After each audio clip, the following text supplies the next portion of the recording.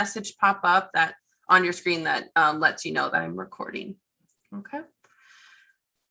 Okay, so I want to start with doing just a little check-in to see where people are at. I had a professor, because I myself am a student, I'm a PhD student in counseling psychology, do this recently. And so what I'll have you do on your end is if you kind of move your mouse to the top of the screen, a box will pop up with options, and there should be one that says annotate. On mine, it's at the bottom, and you can go ahead and maybe pick like a stamp or maybe even mark kind of where you're at, right? So like from the sun all the way to like the thunderstorm. So yeah, I'll mark myself as well.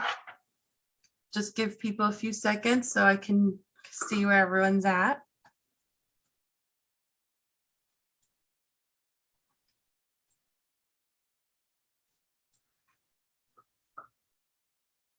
Nice. I like the drawn heart. I like the annotate feature of Zoom. Okay, perfect. So seems like we have a bit of a mix, right? I don't see anyone in the thunderstorm kind of like torrential downpour, so that's great. But I know when I did this with my class, we definitely had more of an array. So glad to see that a lot of people are maybe sun or even just partly cloudy. Okay. I'm not sure if you guys think of this as a way to do emotion management, but it actually is. You're able to check in with your students maybe at the beginning of the day and see where they're at. And that's really a great way for you as their teacher to right off the bat know what they're carrying with them at the beginning of the day. Because as we know, with a social emotional learning, kids are bringing with them things that are happening from home. So again, just a good little check-in you can do with your future students. Okay, so I'm wanting to see what everyone kind of thinks about when they think of social emotional learning. I have a little interactive thing that I can have you all do.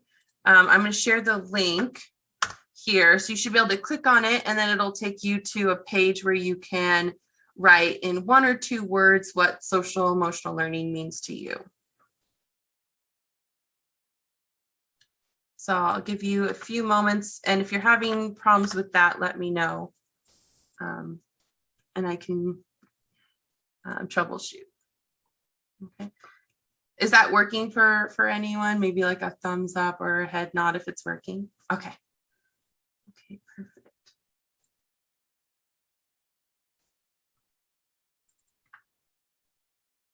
Let me pull it up for myself.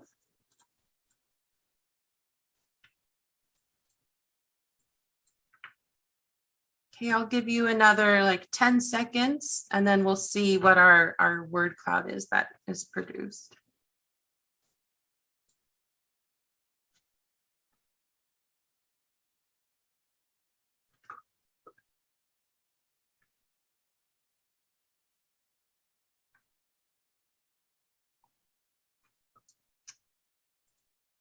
Okay, so I'll go ahead and just share it on my screen. It looks like it's still kind of changing a little bit, but some of the words that stand out to me are empathy, which definitely is a part of social emotional learning.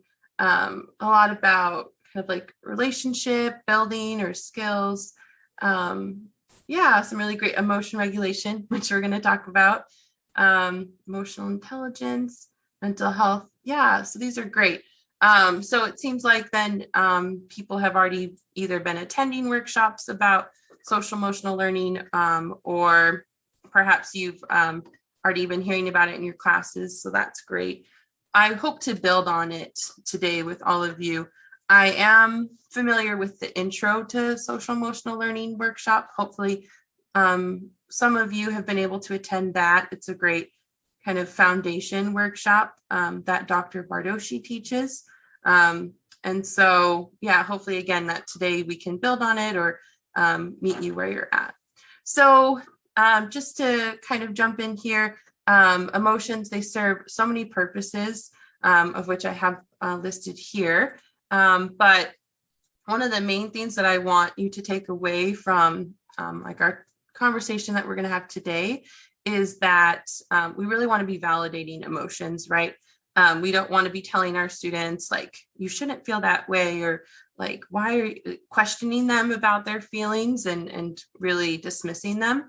I am a school counselor, but I'm now working on becoming a psychologist. And that is one of the main things I've learned from the many years of school that I've been in, which is just like, people really want to be validated. And so hopefully by talking about these 4 different emotion management techniques that we're going to talk about, you can walk away with another tool for your toolkit, and be able to help your future students feel like you're really listening and that they're being heard. Okay. So again, we also don't want to say that feelings are bad or negative. We want to just maybe relabel them as strong, right? So strong feelings can be really feelings that we stereotypically think of as good, right? Like if you're excited or you feel joy, like that's a strong emotion. But then other strong emotions are anger and frustration and hurt.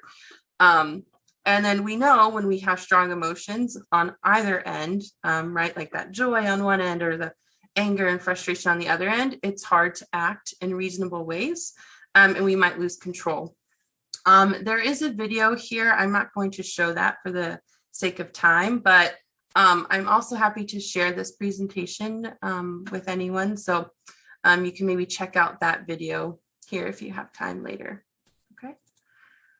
Okay, so the first emotion management technique we're going to talk about is size of your problem and size of your reaction. So really gauging, helping our students gauge what's the size of our problem compared to how they're reacting to it. Okay. So we have a graphic here, hopefully that either you'll really resonate with and maybe want to share with your future students. But for the purposes of like our workshop now, I'll just briefly talk about it. So I have seen many different posters like this where it labels how big is my problem. But the main thing to take away is we're going to hopefully teach our students to scale their problems. I find scaling really helpful for me. I struggle with anxiety myself. And so sometimes it's good to do a check-in and see like, what is the size of my anxiety right now on a scale of, I do 0 to 10, but this poster encourages students to think of it from 0 to 5. And it's a good check-in for them to, again, give a number to the size of their problem.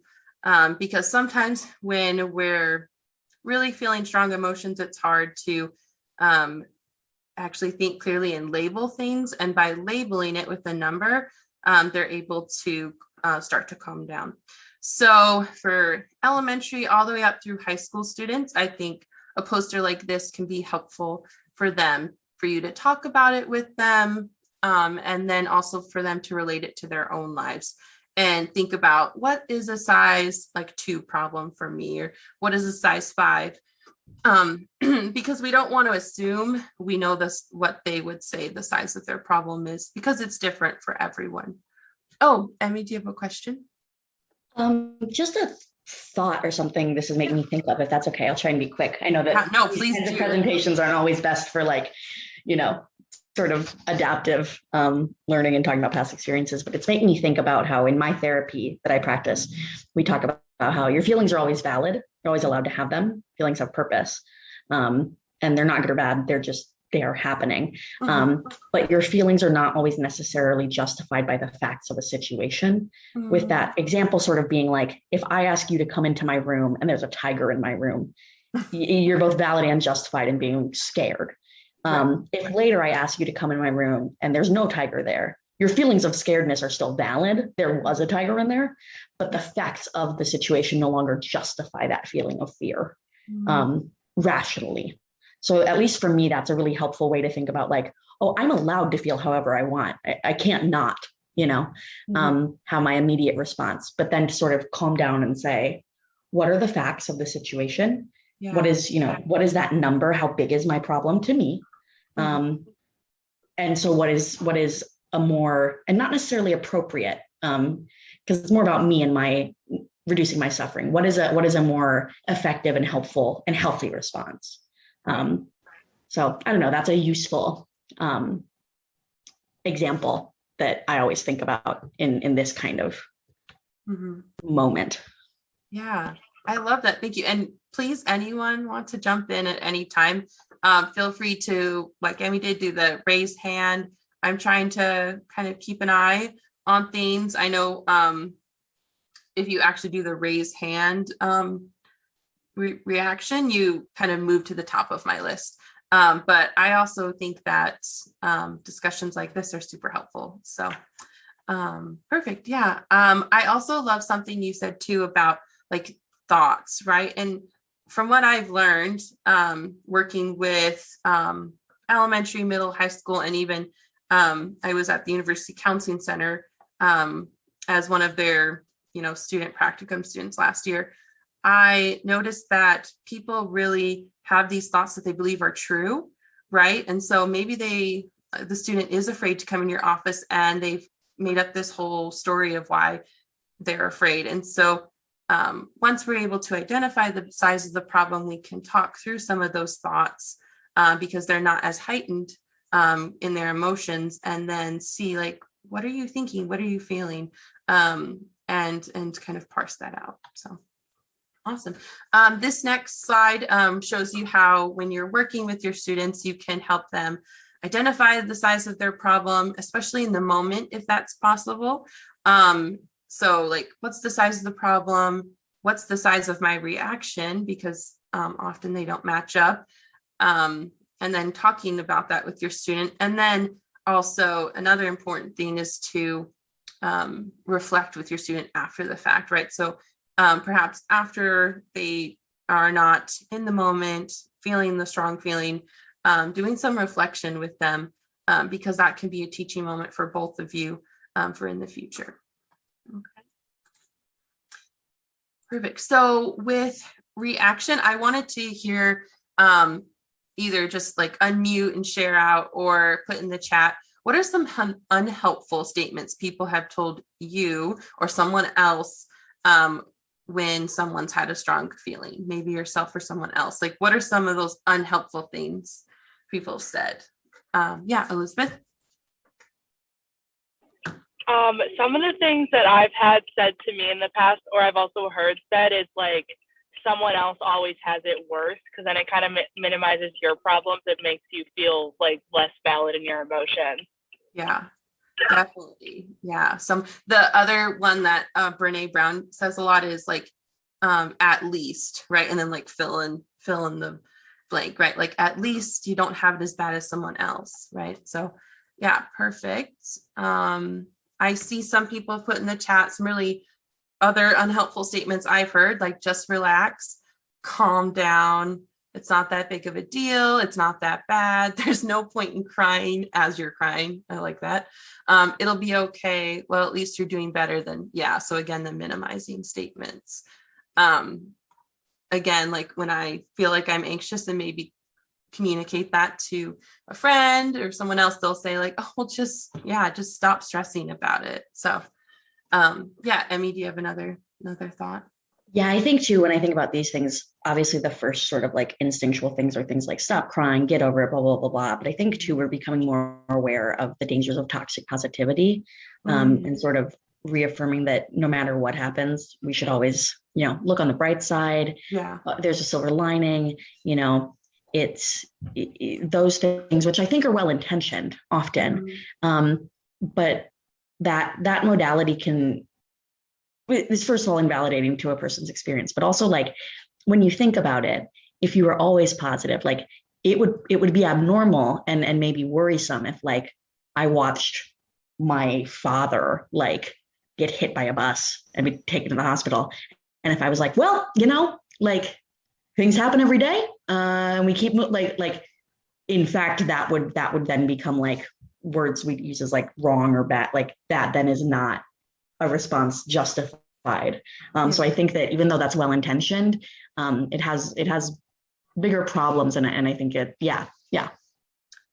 phrase toxic positivity, people not kind of sitting in that discomfort and maybe practicing avoidance by just saying like, I should get over this, using a should statement, right? Like, I shouldn't be upset about this. I don't have it as bad as someone else. I just need to move on.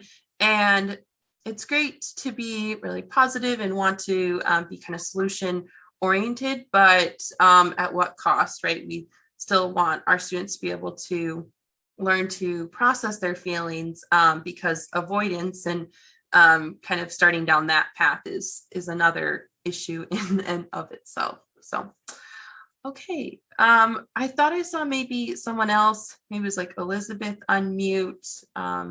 Anyone else had another thought before I ask the next question? Yeah, I have something. So I work at an after school program, and like just working with kids, sometimes if they have an issue, like I will ask them, like, do you just need someone to vent to, or are you looking for solutions? Like, yes. Ask them what they're looking for. If they just need someone to talk to, like, that's fine. But if they're looking for solutions, then I can help. But I just always want to check in and see what they're looking for from me so I can deliver that.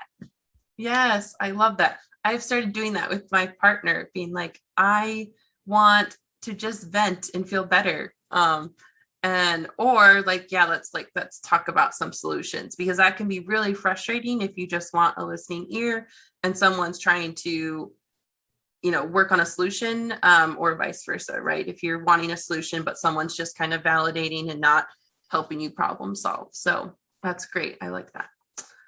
Okay, so as we know, like adults also, struggle with the size of their reaction, right? So learning like appropriate and safe ways to express big emotions is something that is a lifelong process.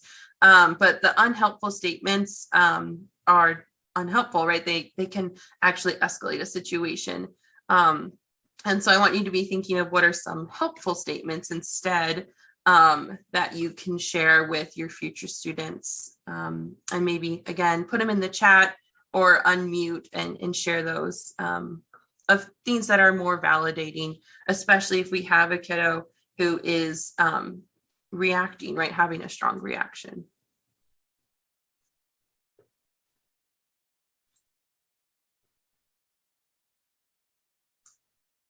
What are some thoughts?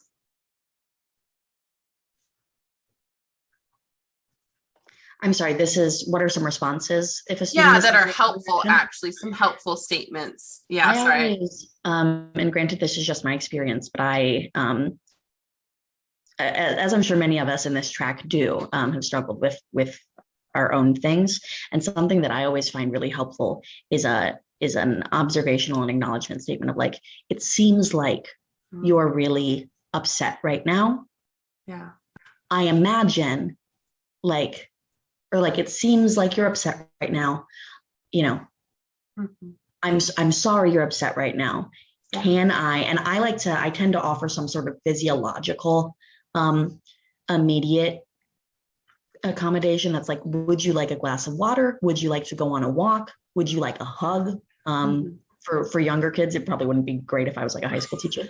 Right. But like, because I at least have always, when my emotions are heightened and I have emotional intensity disorder, having some sort of sensory thing to stabilize and reground me, is really helpful. And to have someone say they see you and say, I can, it seems like you're really, really upset right now. I'm sorry you're upset right now. I know that being upset hurts. Yeah. Yeah. And being like, I'm happy to sit here. Like, I want to sit here with you in this moment. Right. And Claire said, like, what can I do to help? Some teachers will even have calm down corners where students can go and do something positive, right? Like read a book, have something sensory, like Emmy mentioned. So it's not like a punishment, a negative thing. It's something where they can go have that time to calm down, think about something like the size of their problem and the size of their reaction. Or sometimes like a breath exercise, or the thing that's like, hey, let's count. What are 5 things you can see? What are 4 things you can hear? I love things that. like that both distract your thoughts and have a sensory grounding. Yeah, Elizabeth added too, like encouraging open communication and the use of I statements, right?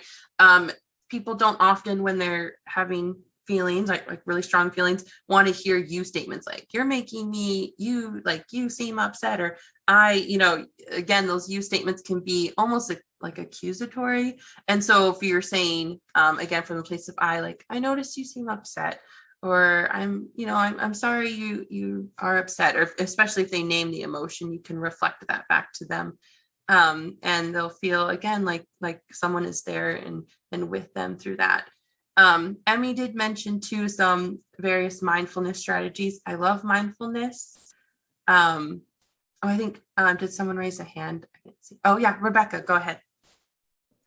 Yeah, I was just going to say, I work at an elementary school as well. And when kids get really, really upset, I like to ask them, like, how does this feeling feel? Like, you're having a really big feeling.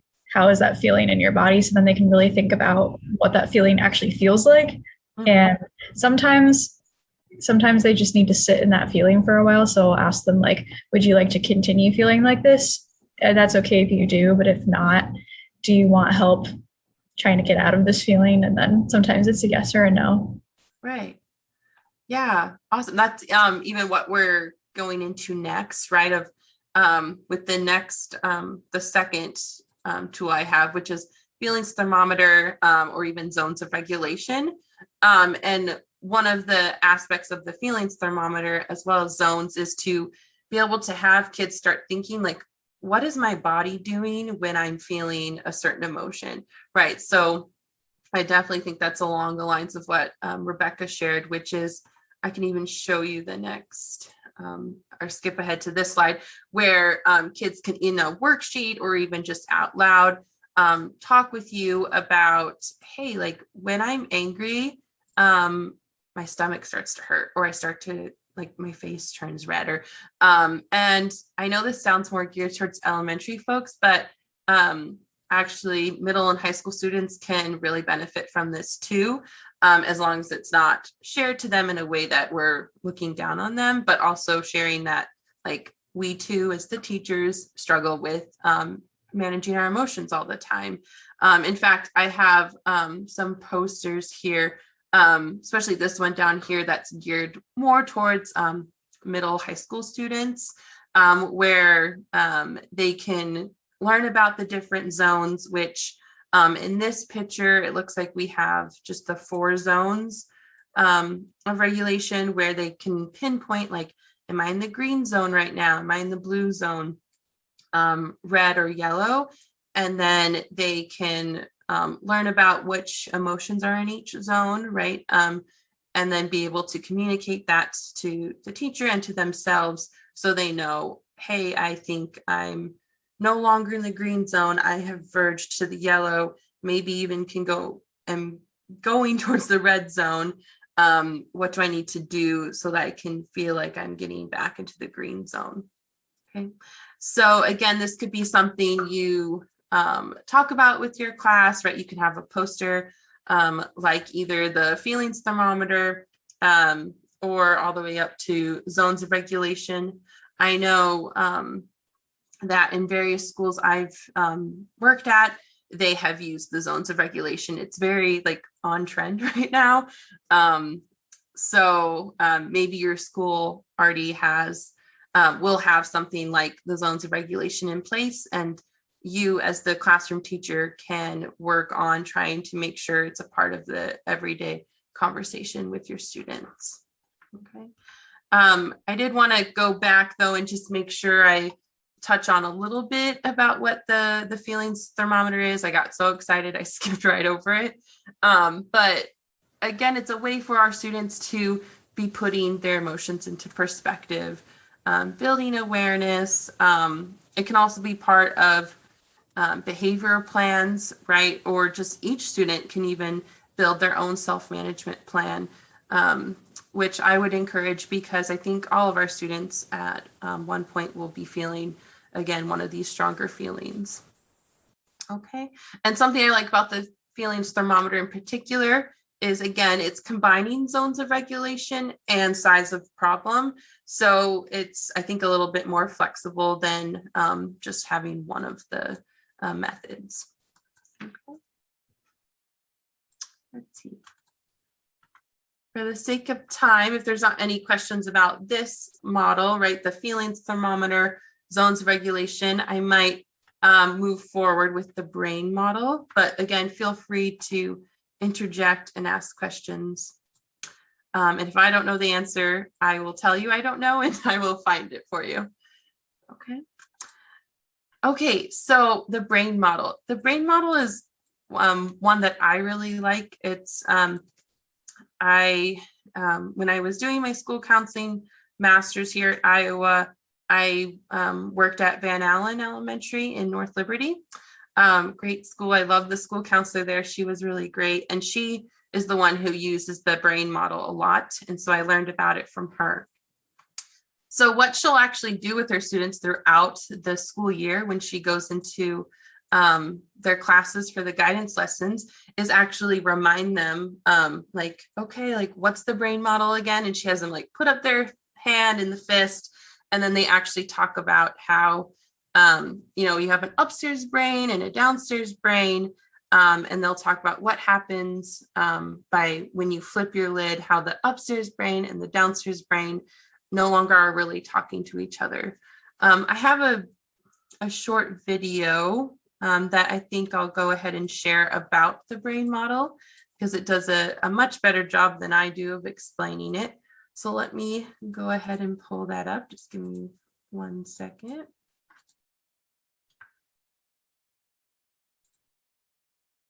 And then I'll need to, one moment, I need to share my sound before I forget. Okay.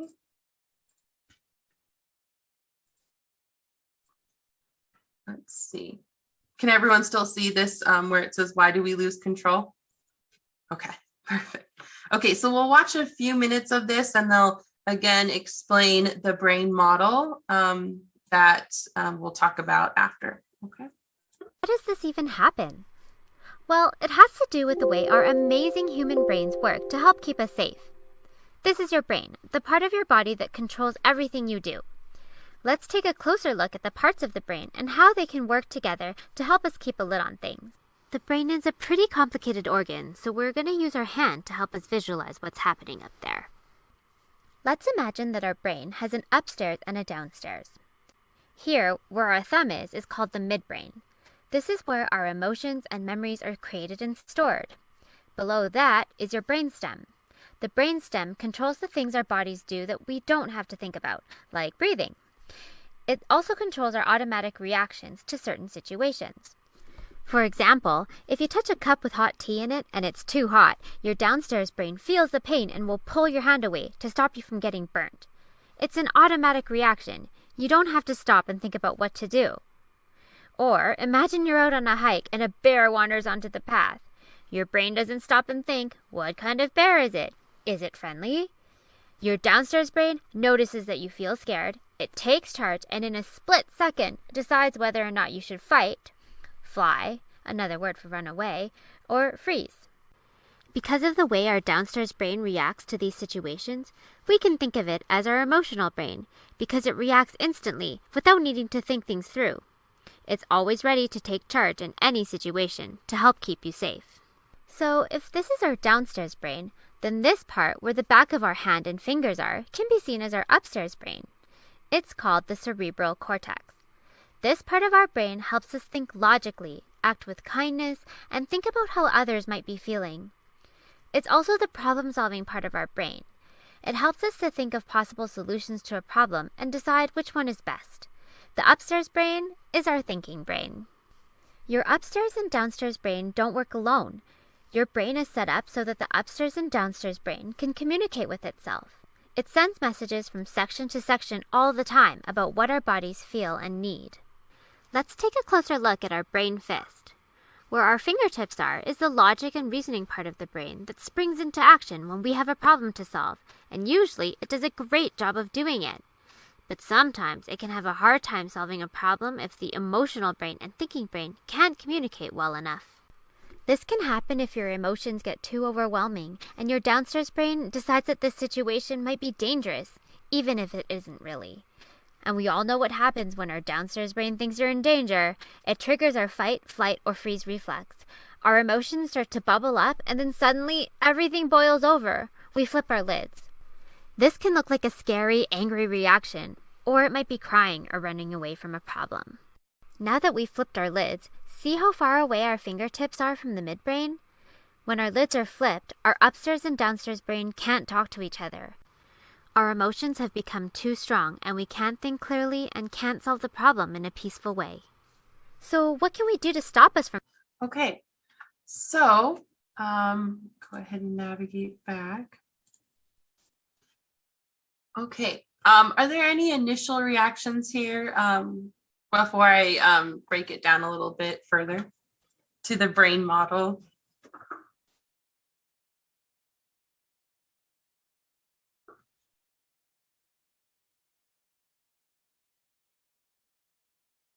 And I should add, as a therapist, I'm super comfortable with silence.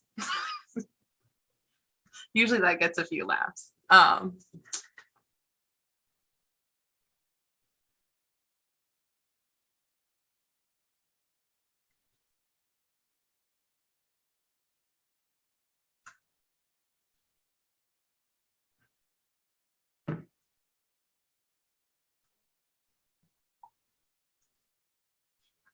Well, I would add that, again, it's one that I really like, and I think that video maybe veers towards being more for our younger kids, right, our elementary kiddos, but actually talking through the different parts of the brain and explaining to our middle and high school students that your emotions are automatic reactions to like sensory input, I think can be really helpful for them, right, to think through, hey, like my emotions, their reactions, right, they somewhat are out of my control, especially when you start to teach them terminology like the amygdala and how that's the feelings alarm part of your brain, and that actual things happen inside your body when you're feeling emotions in response to the environment you're in. And so, again, I think an empowering tool, the brain model can be very empowering for people. So, again, switching back to maybe some of the younger kiddos, I have seen school counselors use, and even then teachers in their classrooms, posters such as this to help students learn how they can be teaching themselves to consciously manage their emotions, right? So there's some steps here on the poster. We've talked about these, I think, a little bit already, but you're going to want to notice some of the physical things that are happening and also some of the thoughts. So the mental signs that you're having a strong feeling. We want to encourage students to pause, right? Each student is different, just like all of us react to emotions differently. And along those lines, we calm down differently, or we have a certain strategy or a few strategies that help us calm down. So we want them to learn like what's a good signal to teach themselves to calm down and think, and what strategies are going to help them. And then really following up, helping them do some reflecting. Again, it'll be different for each kiddo, and hopefully you can take some time throughout the school year with your students to teach them how they can positively respond to their emotions by learning that it's okay to feel them and that it's okay, they're strong. Now, what do we do with those strong feelings? Okay. So the fourth and final strategy I have to share with all of you before we do some breakout rooms with a few case studies is the window of tolerance. Okay.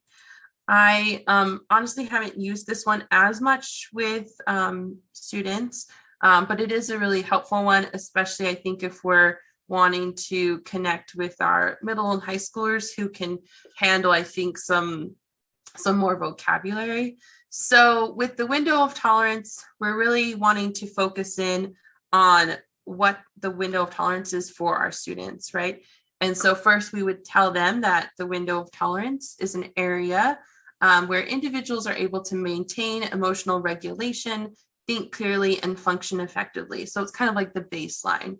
And then what happens is we can hopefully expand our window of tolerance so that when we are feeling things like hyperarousal, our window of tolerance is actually larger.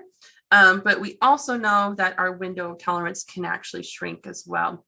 And I'll talk about some of the ways our windows of tolerance can shrink. But again, it's trying to help us realize that hyper and hypoarousal are things that really do happen for our students, right? So if they're hyper aroused, then they might be wanting to engage in fight or flight behaviors. They might be hyper aware and hyper vigilant. And so there's that on that one extreme. And then below it, you'll see the hypoarousal where maybe your student is shutting down. You've kind of put up a wall in I guess, so to speak, where they kind of zoned out and really disassociated. And so some of the things then that can expand our window of tolerance we've found are, again, some of those calm down strategies. So if our students learn to calm down by counting, positive thinking, breathing exercises, also knowing what triggers them. So kind of talking through with them, helping them identify their triggers. And then also if they can develop and learn new skills to remain within their window of tolerance. So hopefully that can be some of those other strategies we've talked about, like the feelings thermometer, so they can pinpoint their feelings and figure out when they're happening so that their window of tolerance can be expanded. We do know, though, that the window of tolerance can shrink, right? And some of the ways that can happen are if our kiddos, our students are feeling a lot of stress, as well as experiencing trauma. So again, some things that are completely outside of their control. And so we're going to want to build relationships with our students so we know if there are things happening at school or at home that are shrinking their window of tolerance. Okay. Right. And then again, this just breaks it down further where you can see that the baseline is the window of tolerance, and that it's normal to not always be in the window of tolerance, right? Just from day to day, our students and we ourselves will sometimes go into hyper or hypoarousal. In fact, I would maybe even put like anxiety in the hyperarousal, and depression in hypoarousal. Okay. So hopefully, again, by building relationships with our students, we can find out what their window of tolerance is. We can work with them once we know this information to develop a plan for if they become hyper or hypo aroused. And then we can also help them expand and grow their own window of tolerance. Okay. Perfect. And then again, this is just something I think I've said a few times, which is just that we know all of our students are different. So what calm down strategy will work for one student might not work for another. And so the goal is to hopefully make this really individualized. Okay. Maybe one of your students really responds to deep breathing. Another might need to actually go on a walk. Again, maybe that calm down corner in your classroom can be that safe place for your student. Yeah, again, be that way for them to return to the window of tolerance. Okay. So I did want to spend a little bit time putting you in breakout rooms based on your level that you're at. So maybe if you're an elementary educator, I'll want to put all of you in one room, or if you're secondary, we want to put you in a breakout room. So let's see how I can do this. I'm going to try to open breakout rooms. Okay. And I want you to be able to choose your room, right? And so I think, let's see. I'm going to try to create these and then rename. I'm going to put this as an elementary. I'll put this as a secondary. We can do one that's more for like people who are a mix, right? So like our music, art, etc. Those kind of programs where you'll deal with K through 12. I'll put K through 12, and there's usually a lot of elementary, so I might just do a fourth elementary just to be safe. Or actually, I'll do middle. So maybe we'll do, sorry, I promise I know what I'm doing, guys. Okay, so this is what we'll have for the breakout rooms. An elementary group, a high school, music, and middle school. And by music, art, I mean, again, our folks who are really going to be certified K through 12 in the end. So I also have a few case studies that I'll put in the chat. Hopefully you're able to see these in the chat, even when you go in your breakout rooms. I believe you should be able to. But if not, I will go to each breakout room and share. So this will be for high school. Wow, that looks like a lot of words. I apologize. And then I'll put an elementary case study. And then I have a middle school as well. Okay, so in your groups, again, you'll pick a breakout room to go to based on if you're an elementary, middle, high school, or even a K through 12 future educator. And then hopefully in your group, you're able to look at the case study that's associated with your future grade level and talk through the questions, right? There's a case, there's a few questions, and I'll have you be in the rooms for about 5 minutes, but I will go to each room and see if you have any questions or need help.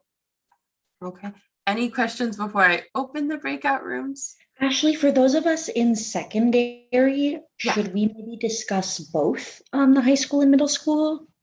Yeah, you certainly can, especially if you're a mix of maybe people who are more interested in middle or more interested in high school. And let me just, so one is an elementary, 2 is sec, 3 is like K through 12. Yeah, like music, art.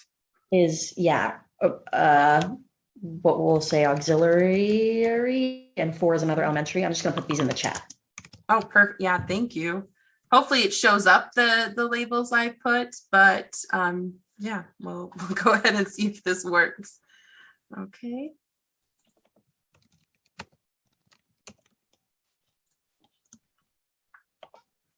Thanks for putting those in the chat, Emmy. Okay, yeah, so join your group and I'll be checking in.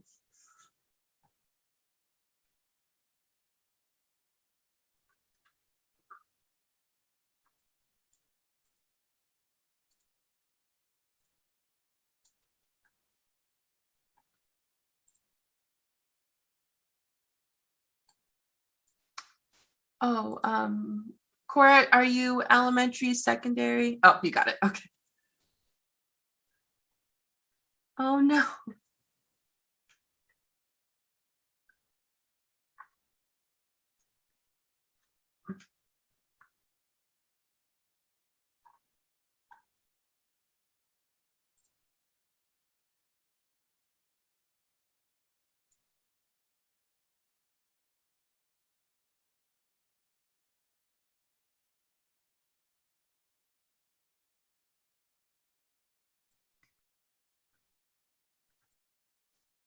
Oh, sorry to cut you off. I didn't even get to tell the one group, the high school group, that I was going to be closing the chat or closing the breakout room. So let's see. Hopefully they come back to join us, and well, they'll be forced back in 30 seconds. So okay.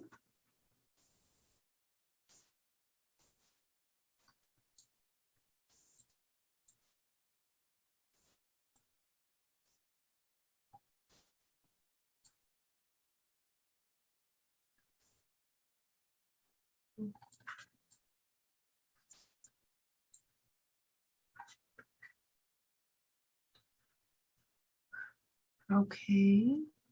Welcome back. I think it's our high school group that's coming back. Okay. Okay. Everyone's back now, I think. We are running super short on time. I see that we only have a couple minutes left. But I did just want to check in about doing these kind of like case studies, how it went. Maybe just briefly check in with each of the three groups, right?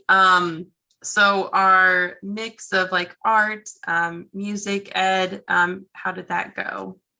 Talking about the case study. We decided to look at the middle school one since, it's in the middle and we'll be dealing with K-12 students, but we really didn't come to an conclusive answer because, I don't know, we just thought of different scenarios and thought, maybe this will work, maybe this will work. We aren't totally sure. It was about two girls having kind of their own little situation, their own drama outside of class, and then it kind of explodes in the middle of class. And then it's asking, what would you do as a teacher? And so we kind of talked about some different options. Would we stop class and all deal with everything together? Would we just address the swearing that happened and then have the girls deal with it later? Would we, ignore it until the end of class? We did not actually, we sort of talked about what we would do and we had our own opinions. So that's kind of what we discussed. That's awesome. Having just that time to talk through a case study, I think is really helpful, and we're able to apply what we're learning. So I think it sounds like you guys, even with technical difficulties, were able to talk through some really helpful things. I see Kaylee put in the chat that kind of like being pulled from the breakout room, they wanted to add that allowing time for silence, processing, maybe even counting in your head, so that you're not as worried about the silence, but giving the student time is another great strategy. I like that. How about someone from the elementary room?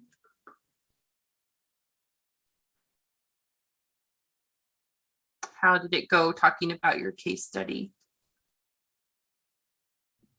I can talk about it. It went well. So ours was about a 4th grade student who moved in with her grandmother, and then she had to switch districts because of that. A lot of coworkers had told the teacher, or us in this situation, I guess, that she is a problem student and can go from 0 to 100 super quick. And to just kind of be prepared for that. And so some simple things that we talked about were kind of having those posters in the classroom. So she is kind of able to look around and see where she is on the spectrum. And then we talked about maybe giving all of the students, not just her, but all of them kind of that, I can't remember what you called it, but it was the paper that said this is what it looks like when I'm angry, and this is what it looks like when I'm sad. And originally we were like, oh, we can just give it to her, but we don't want to single her out, so we want to give it to every single student. We had also talked about maybe having a meeting with her, maybe during lunch, a little sit down session, because no one knows why she moved in with her grandmother. There could be other stuff going on.